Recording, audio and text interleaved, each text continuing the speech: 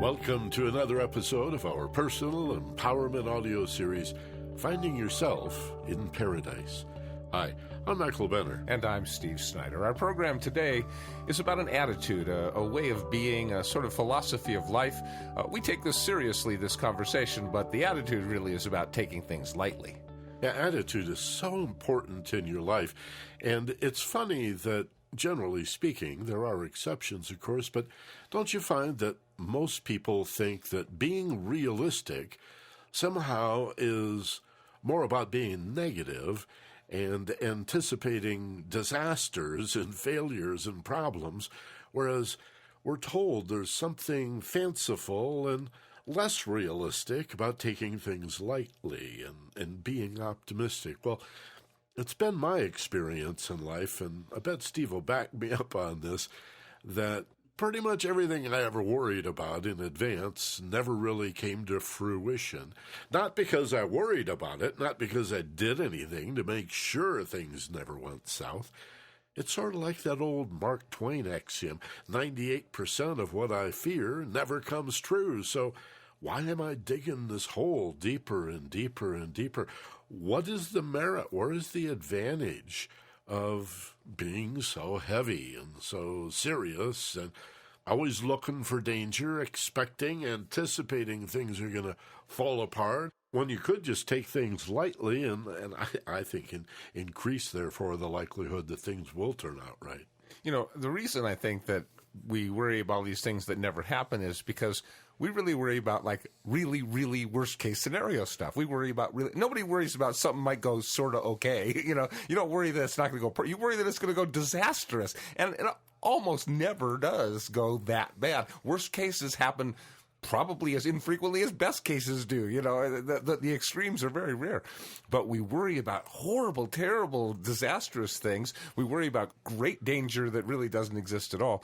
And so we have a way of taking things too seriously. Now, of course, there's a survival mechanism involved in this. You know, when we lived in a world where most of the time we were surrounded by safe people, we were in a tribe, you know, and there were sentries posted and we were living safe most of the time, we really didn't have to worry about danger very much until we ventured out of the cave, or out of the tribe, or out of the whatever the safe place was. But today, like, we're living out of the tribe all the time. It feels like wherever we go, there's, you know, like, so much stimulus, so much stuff happening, so many decisions to make, that it feels like the world is overwhelming. And it's sort of hard to take things lightly when it feels like you're, like, always on the spot to make decisions. I was just, you know, the other day I went to Subway, you know, there must have been 30 decisions I had to make to get one sandwich. You know what I mean? Like, which of these 7 breads do you want? Or which of these, you know, it's like there's a decision overload, and this world is so full of that kind of stuff that it feels like everything's serious, everything you have to decide exactly the right.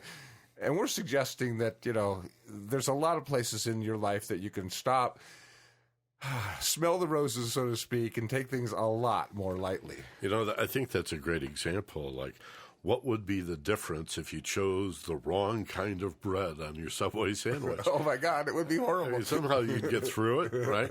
And how long would you remember? About 12 nanoseconds after you finished the sandwich. And then, as you say, there's probably 4 choices when it comes to the cheese and so on and so forth. I mean, come on, it just doesn't matter. So when do you say to yourself, most of these things that I'm not taking lightly, that I believe are such weighty, serious decisions in my life, that the vast majority of them really don't matter at all? Now, if you don't deliberately say that to yourself and incorporate that somehow deliberately, consciously into your belief system, it's not going to happen.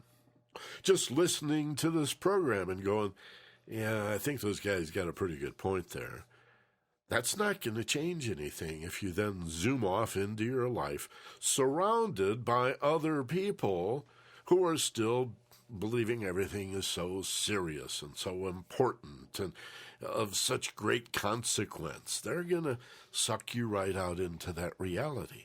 And you say, well, I think I'll relax and watch a little TV. Click.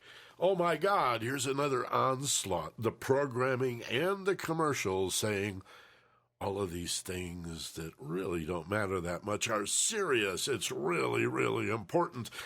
Debating for weeks whether your taxes are 33% or 34%. So, I mean, come on. Is it worth getting all worked up over that? And then being presented, I mean, they're called programs because they're programming you. Like you're a computer, they're programming your brain, setting you up for the commercial. It's called a commercial media, commercial TV, because the programming is setting you up for the commercial. Where again, do you have body odor? Do you have acne? Are you driving a high-status automobile? I saw a car advertised the other day. The leading features advertised on this car were the cup holder and that it was iPod ready. Because the other company that made the similar car had everything exactly the same except for a cup holder. And you know, when customers fill out those forms and what they're really is important to them, those are the kinds of things they say. They really do. They say cup holders are really, really important to them. My God, if I'm going to spend $35,000 on a car, it better have a cup holder on it. 4, or maybe even 5. It's just, what, cup holders? Yes. Got to be one in the back. In case you're carrying tiny little people in what they used to call a back seat. It's just outrageous if you stop to think about it. And such a burden. And this ages you. I mean, this could knock 10 years off your life. This is stress that creates illness. I mean, think about, why do we call illness dis-ease? That's not a new word. I checked the derivation a few years ago, and it goes back 500 years. 500 years ago, we started using the word dis-ease, which really comes from not being content, not being satisfied, but it also means stressed out.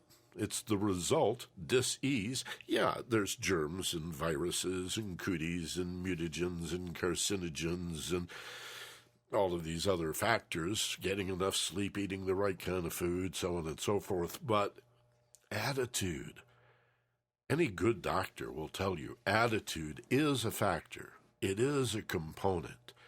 And if you see these little details in your life as weighty and serious, every single one of them, to the nth degree, as if there's some kind of safety in exaggerating the importance of that which is not very important at all, you're going to suffer in one way or another. Physical disease and illness, or all kinds of mental distress. You know, I think a good way of checking about how you personally do in terms of this is, imagine yourself in a restaurant you've never been in before, and there's a big giant menu. Now, do you find that exciting or frustrating? It's like, when you have to look through like 8 pages of menu, is that something like, wow, I'm looking for something I've never seen before? Or is this like, when am I going to just be done with this? Is every decision in your life equally important? I guess is the issue. You know, it's like, do you always have to draw between the lines, and it's never okay to go outside of the lines and be wrong and make a snap decision or even impulsive decision? No, if every decision is equally important, then you're doing what we're talking about and not taking things lightly. The way you take things lightly is to recognize that a great percentage, maybe even the vast majority of your decisions don't matter that much. And to put a whole lot of like angst and like feel frustrated that you don't know the perfect right answer, or to work so hard to come up with the right answer, when it's just a matter of, you know, like, it doesn't matter that much if it's the salmon or if it's the halibut. It really doesn't matter that much. You know, they're both good northern healthy fish. It's so much angst and energy put into this process of decision making, because once, a long, long time ago, we didn't make very many of them, and the ones we made were survival-based. The decisions we had to make were really, really important. So we've got it in our head that and of course in school, every single question, you know, everything is so equally important. Like, you could know the answer to, you know, the much more important questions, but you don't know these little trivial answers, but they're equally important on a test. You know, equal. This is absurd. Some things are much more important than other things, and yet we're taught to, like, everything has to be done exactly.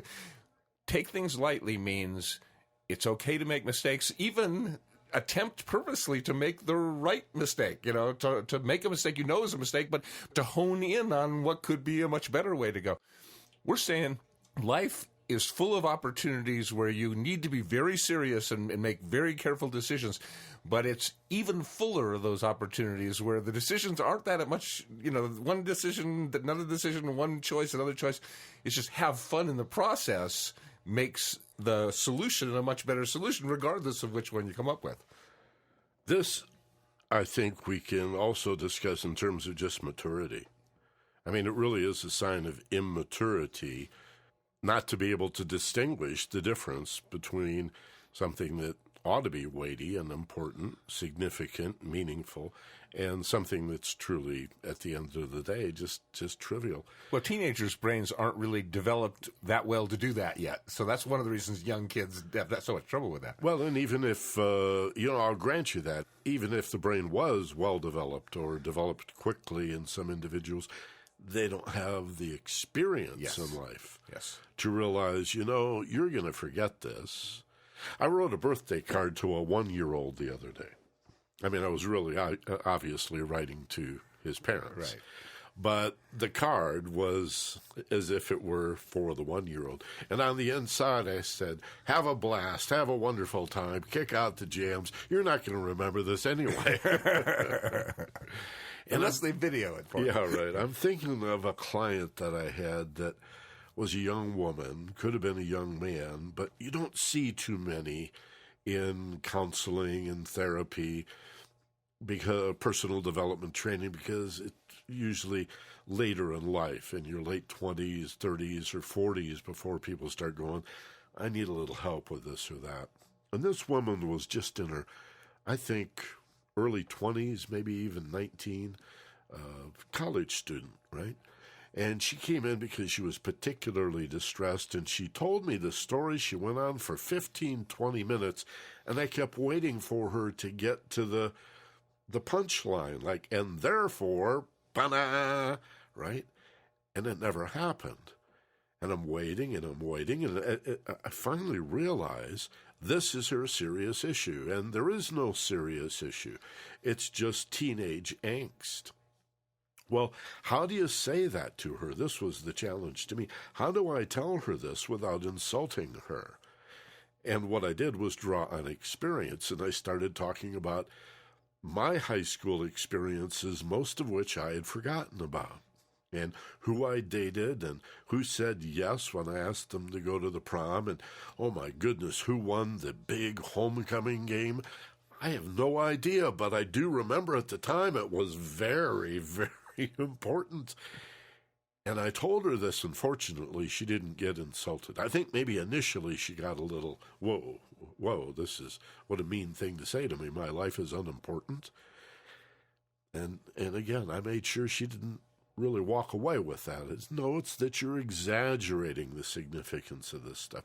You don't have a really big context to compare this to. I'm telling you, you won't remember this in a year.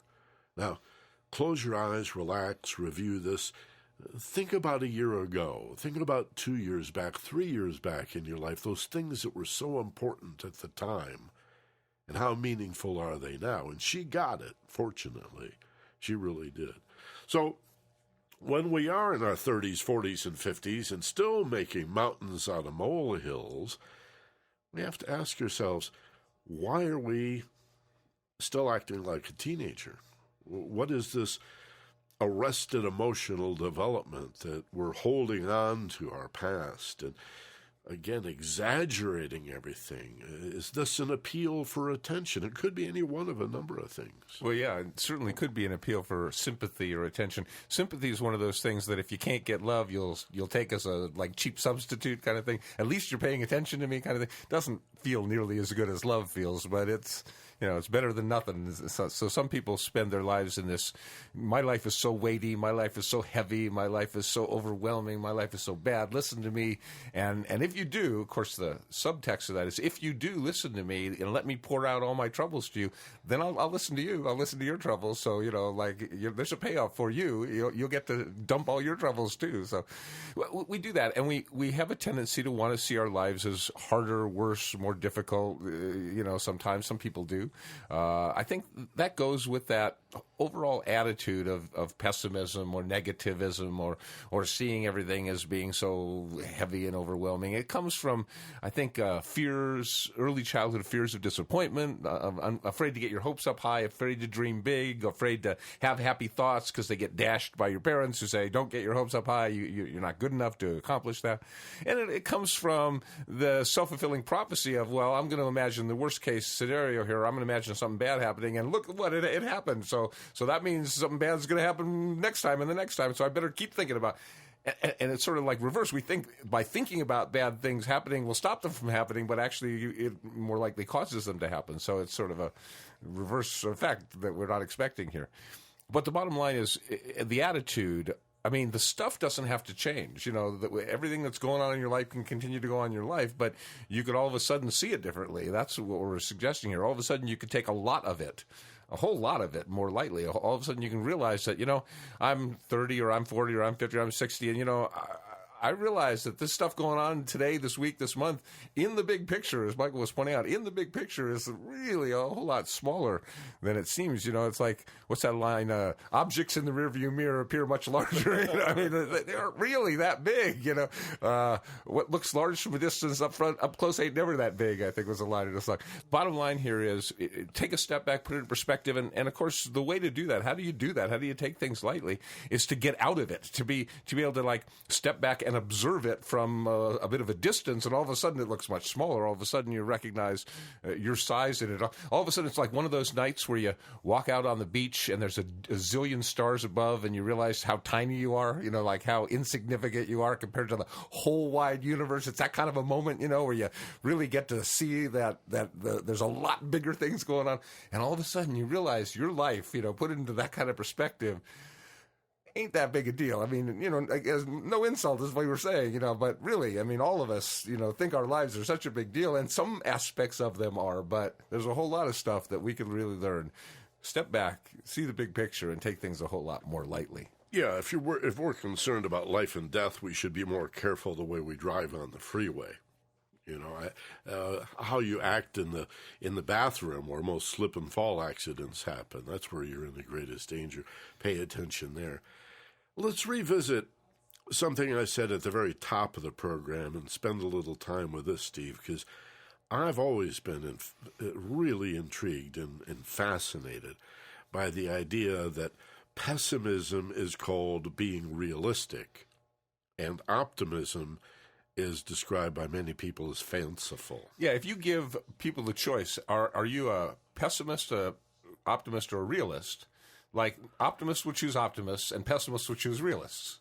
Most pessimists won't call themselves a pessimist. They'll call themselves a realist, but it's the same thing. I mean, a realist really is someone who, let's get real now, so let's prepare for the worst. Getting real doesn't mean preparing for the best. Getting real somehow, as you were pointing out, means preparing for bad things to happen. It's unrealistic to expect good things to happen. It's very realistic to expect bad things to happen. And, there's some truth to that, because whereas you can't really guarantee success, you can imagine everything and it won't guarantee, you can guarantee failure. I mean, you can find a way to put a monkey wrench in the works. You can find a way to oversleep that important meeting, or fail to sign that significant check, or just subconsciously find a way, So if you're looking for evidence that you're right, imagining things going wrong over and over again, you're going to be right more often than if you're imagining things right over and over again, because you can't guarantee success, but you can guarantee failure. There's a certain kind of negative excitement that goes with predicting your own failure.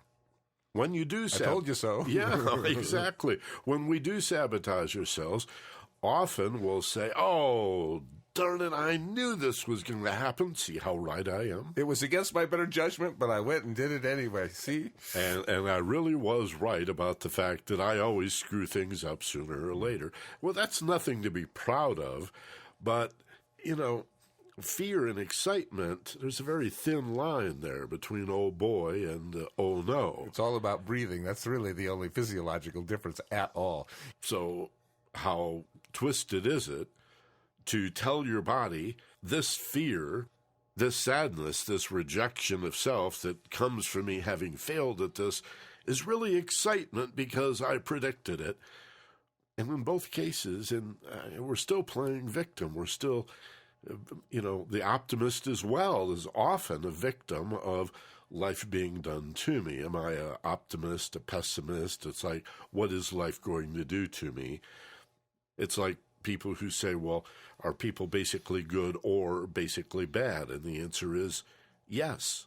Right, they are basically good and or basically bad. Everybody is both. Well, am I basically destined for good things to happen to me and therefore a optimist, or am I essentially a person who just has that rain cloud following me wherever I go and am destined to suffer from failure and negativity?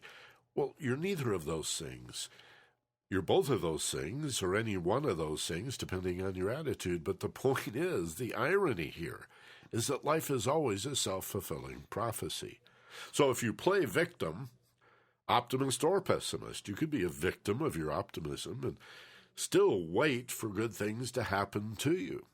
The idea that your behavior, your speech, your thoughts, your feelings, and your intentions all combine to influence what happens to you is an element of responsibility that most people have not developed. Now, the fact that you're listening to this program, that you've subscribed to this series, means you probably have begun in a real significant way to take some ownership of your life, to set some goals, to identify some solutions, and to take conscious, deliberate steps in the direction of the results that you want to create. So you know life is a two-way street, that sometimes it comes at you and sometimes it comes out of you. And in that give and take, the side you want to initiate, the important side in that chicken and egg cycle, is what you do with what's done to you, what you initiate, either as a result of what's happened to you or just out of whole cloth, just beginning a whole new cycle. In either event, that's the important side. And that is what we mean when we talk about responsibility in terms of personal development or ownership. It doesn't mean shifting the blame from others to you. It means eliminating blame and realizing that your belief systems and your expectations, your attitude is an orientation in life. And you do indeed reap what you sow. In the East, that's called karma. It's become popular recently to call this the law of attraction. It's what goes around comes around. It's where you look, you go. It's what you get, you expect. Every action an equal and opposite reaction. We see it in physics, in Newton. I mean, how many different times do you have to be presented with this concept before you realize, oh, optimism, pessimism, realist, whatever you want to call it, the realist is somebody who decides to be an optimist, who knows you can influence some things but not everything, and you merit and deserve the goodness you create in your life, and you can learn from the negativity, right? So you always win. If something bad does happen, or you only get half a glass and you wanted a full glass, there's something to learn. You chalk it up to lessons learned. By reframing your life in that way, you can be a winner no matter what happens to you. You know, there's a very old Jewish proverb about this guy who received the greatest gift of all, the greatest gift that's possible to receive, and it was a bracelet that said, "This too shall pass." Like, no matter what, that's how you take things lightly, is to see the big picture. And the greatest things are happening and most wonderful things, and everything's falling into place, and you're on a roll, and you know what? It's not going to last forever. You know, no streak lasts forever. Or things are just really bad, and everything's going downhill, and no matter what I touch, it turns to junk. And this is going to pass too. And so when you can step back and see it in that perspective that this too shall pass, nothing's permanent, everything's changing. That's the only thing, change is guaranteed except from vending machines. I mean, it's like it's going to happen. You're going to get change. So if you can step back and see the big picture. Now, there are some decisions, life and death decisions, very important career decisions and parenting decisions and relationship decisions, and you run into those once in a while, once every few weeks or few months or few years, but certainly not daily. Daily, the decisions we make are just mostly pretty much uneventful. And what we can do is find a more enjoyable way to do it. Whenever you encounter a decision you need to make, realize it's okay to be wrong. In most situations, like if I don't get the perfect right answer, I'm going to spend a whole lot less time just coming up with a pretty good answer in something case where it doesn't matter that much. Then I can waste all my time trying to come up with the perfect right answer where it doesn't matter that much. Think about your priorities here. You could make 11 unimportant decisions really quick and have plenty of time to spend pondering the one important decision. Not everything is equally important, and that's what I mean by take things lightly. If you think everything's equally important, you're taking the world too seriously. Understand there's only one thing that can defy gravity, and that's levity. Levity is the only thing that can defy gravity. When things are heavy, a little joke makes it lighter. A little fun instituted inside of a very serious situation makes this whole situation easier. And you'll find police officers doing that in murder investigations. You'll find doctors doing that in serious surgeries.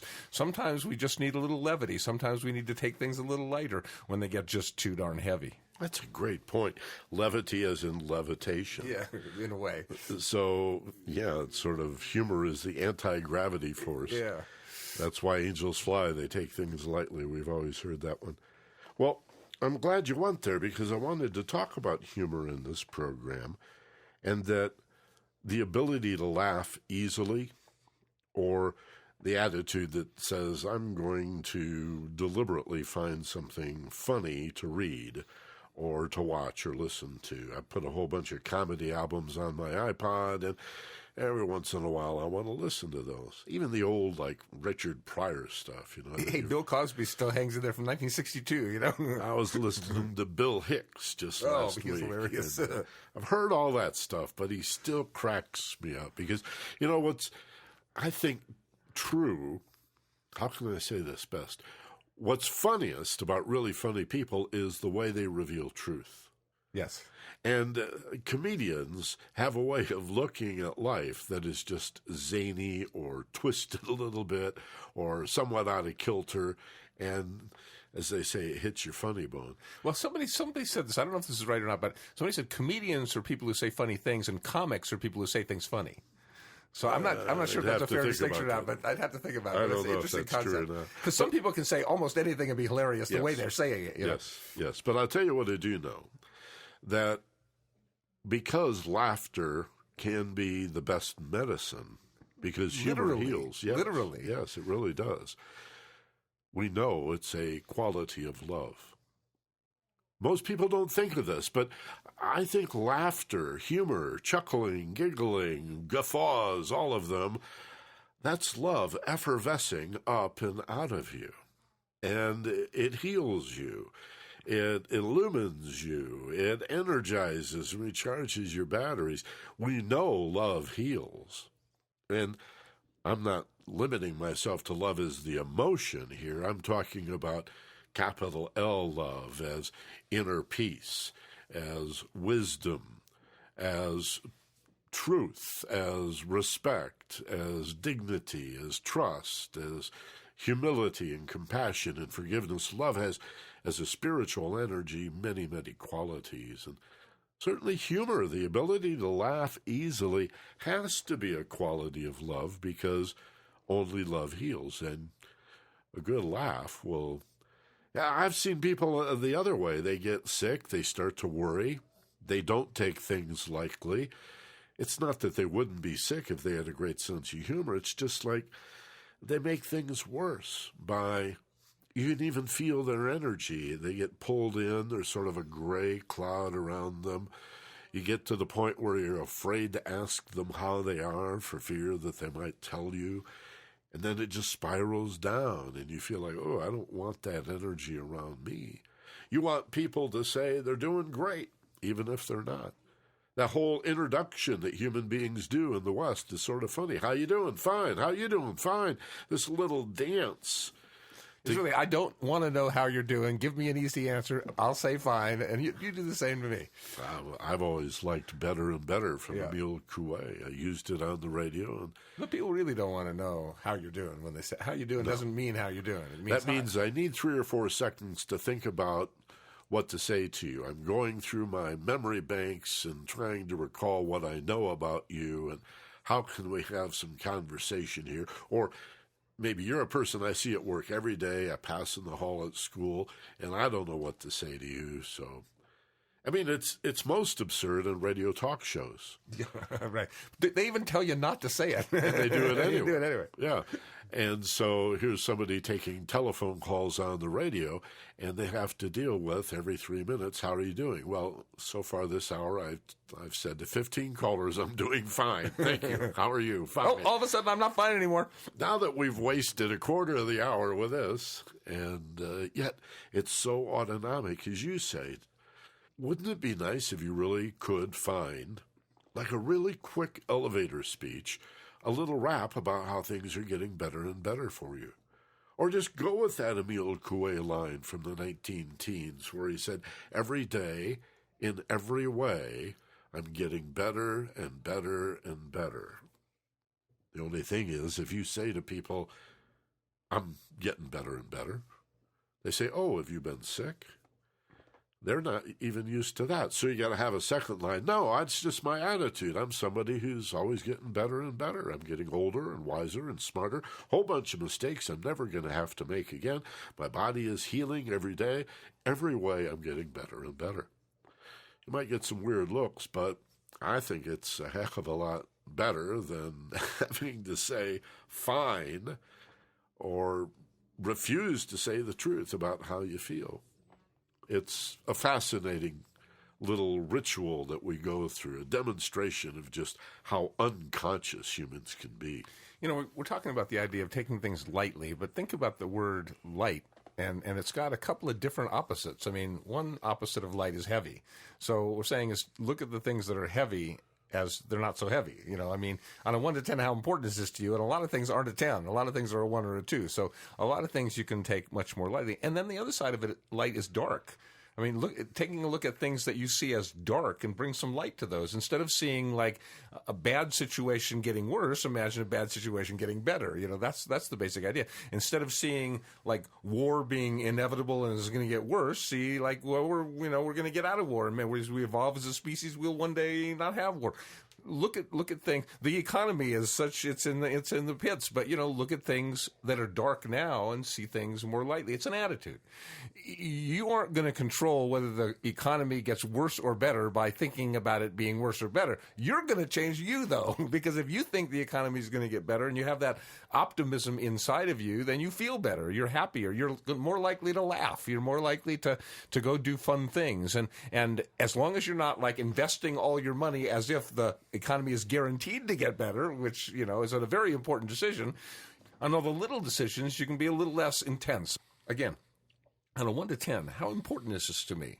Is a really important question to ask yourself, because anything that has a low number, like not that important, it's a 5, it's a 4, it's a 2, then take it lightly. Then, it doesn't matter if you get the wrong answer all that much. It's save your energy, save your time, save your incredible, powerful decision-making processes for your ability to answer the big questions, the important questions that matter. They did an interesting experiment in terms of impulse control.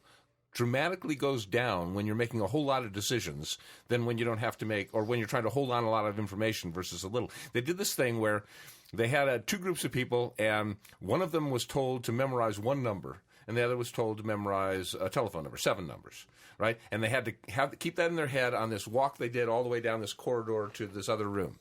Well, on the way down the corridor, people interrupted them and offered them either chocolate cake or fruit.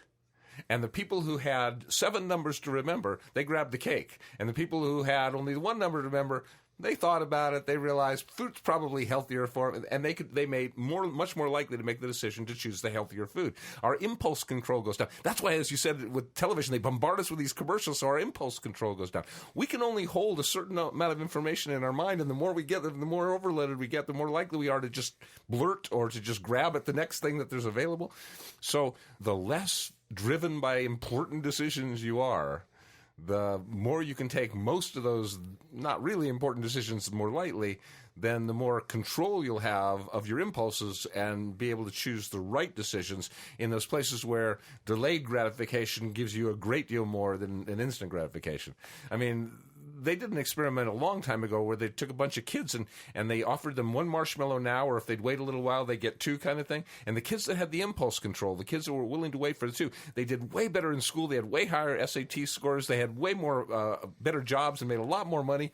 You know, and I think a whole lot of it has to do with the fact of how lightly we take the world, how heavy we see the world, how big everything is, or whether we're able to just take a breath and recognize not every decision is that important. Delayed gratification versus I want it now. Yeah. Well, let's do an audio journey and install what we're learning here today. This is the point I made 8 or 10 minutes ago. You can listen to a program like this, smile, nod, and then go about your life and nothing changes. Or we can really install it. So let's do that. Let's go to a state of focused passion, the alpha brainwave level, and review these lessons in a way that really integrates them into your overall attitude, really create a change that is lasting. All right? So get comfortable. Get in a nice, comfortable position. You can sit back and allow the back of the chair to support you, but sit up, don't slouch, shoulders back, head up, raise your chin a little so that you can take some nice, slow, deep breaths. Inhaling, pulling in strength and power. Hold for a moment as you peak, and as you exhale, you feel the letting go. Muscles relaxing, muscles unwinding. Go beyond where you'd normally stop. And then pause, and then inhale, and take 3 or 4 of these nice, slow, deep breaths, feeling more and more relaxed, feeling safer and safer. And imagine yourself in a place of peace, a place where you can really unwind. A place that's safe for your body to be. A place that's safe for your mind. And in this place, in this paradise space, you feel yourself let go. And everything that was disturbing you ceases now to grow and begins to shrink, smaller and smaller, until it finally fades away. And whatever it was that was concerning you is left for another time or another day. For now, for here, it's quiet and you're clear. And the future of this moment does appear. And you recognize it's easy to be in a place where you can take things even more lightly. Not everything matters the same amount. Not everything has an equal count. Not everything is as important as everything else. And some things can be put on the back shelf. Some things need to be done right now, but a lot of things doesn't matter somehow. So take things more lightly and you will see that this too shall pass becomes your philosophy.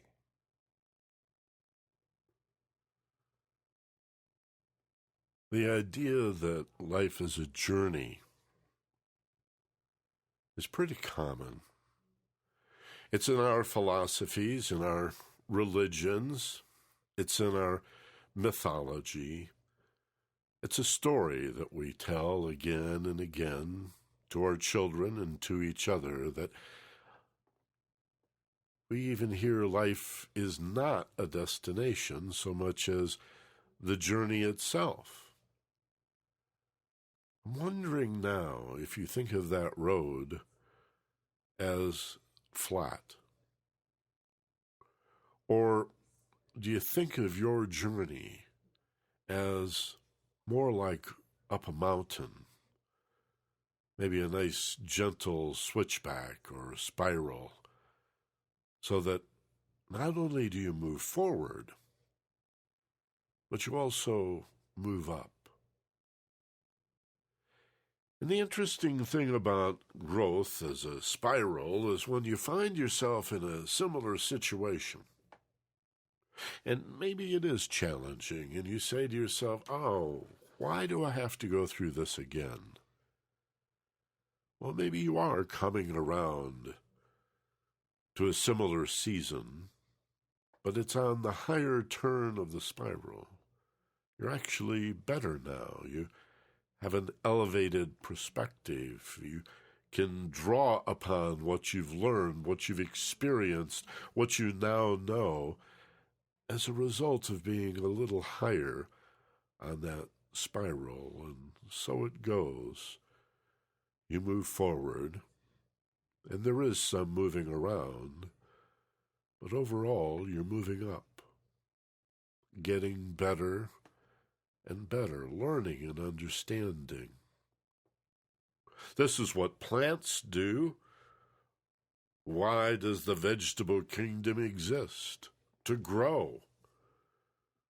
Which direction does it grow? Well, it grows deeper into the earth, the roots reaching down into the earth, and at the same time, the plant reaches for the sun, for the source of minerals and water that it needs from the earth to grow, and at the same time stretching toward the sun, seeking the source of light as energy that it needs to grow.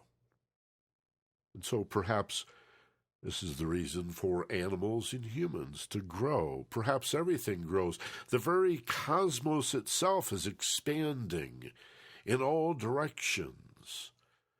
One of the great mysteries is, unlike, say, a shotgun pattern, the Big Bang created a universe of galaxies and stars that's rather evenly distributed and everywhere equally present, and yet every galaxy is moving away from every other galaxy, a process that physicists call inflation. As the universe itself grows.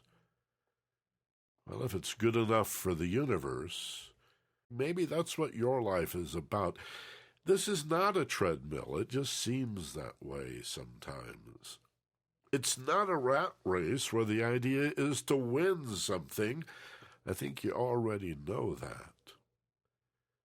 It's a process of unfoldment that we can promote by knowing what is serious, what's heavy, what's important and significant, and in the same way, what we can take lightly and what we should take lightly, and how to create spaces in our lives for fun and happiness, enjoyment and celebration of the fact that each and every one of us, sometimes because of our behavior, sometimes in spite of our behavior, is getting better and better and better. Every day in every way, better and better and better. There's a wind at your back. Your body heals automatically.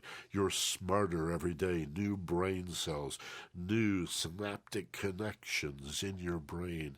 You're smarter. You're more experienced. You're healthier. You're stronger.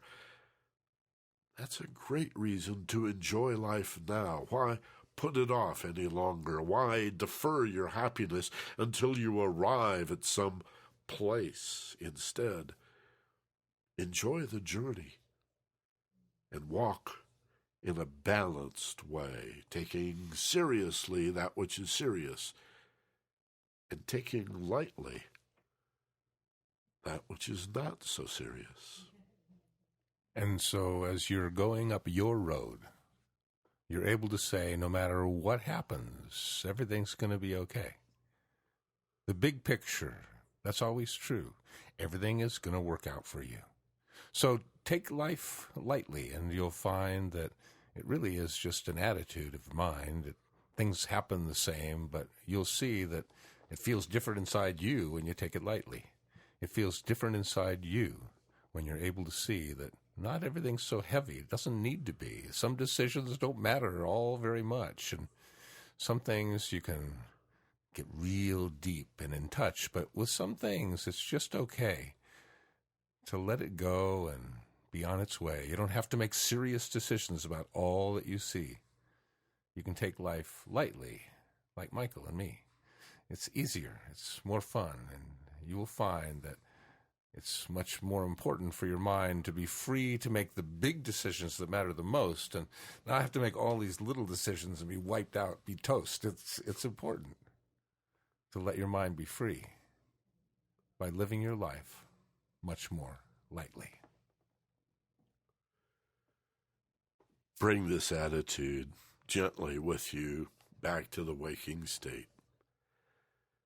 As you bring to mind what you'll see in a moment when we finally ask you to open your eyes, wide awake and alert, rested, with a new orientation, a new sense of balance, better and better, knowing the difference between what's truly serious and important and what's going to just pass on. This is a world of impermanence.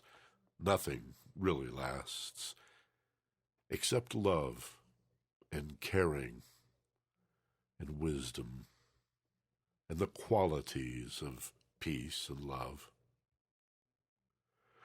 With that awareness, take a nice, slow, deep breath, filling your lungs. Hold for a moment as you peak. And now as you exhale, open your eyes, wide awake, back in the room, feeling fine, rested, refreshed, energized, better than before, taking things lightly and appropriately. Yeah, that's the key word there, appropriately. Some things are serious, There are some things that are very, very important, and we need to have all of our mental energy available to make those important decisions, and that's why we recommend taking a lot of things a lot more lightly. And it really doesn't matter which bread the sandwich comes on all that much when you make those kinds of decisions, If you find it enjoyable to go over the 7 different breads and pick one, that's great. But if you're finding getting frustrated, I don't know which one I want, those kinds of things. And again, there's a DNA thing saying decisions are important, your life may depend on them, but there's so many decisions that we make today that our life not only doesn't depend on it, our happiness doesn't depend on it, and almost nothing depends on some of these decisions we have to make. So take those things a lot more lightly. Thanks for being with us today. Tell your friends about it. Send them a program with the Send One to a Friend device right under the built-in player at focusedpassion.com. There's a link at the bottom of the personal empowerment newsletter you get every week, too, to forward to a friend. Appreciate it. And they will, too. As always, be gentle, love life, and take care of each other. For Steve Snyder, this is Michael Benner. Aloha from Maui.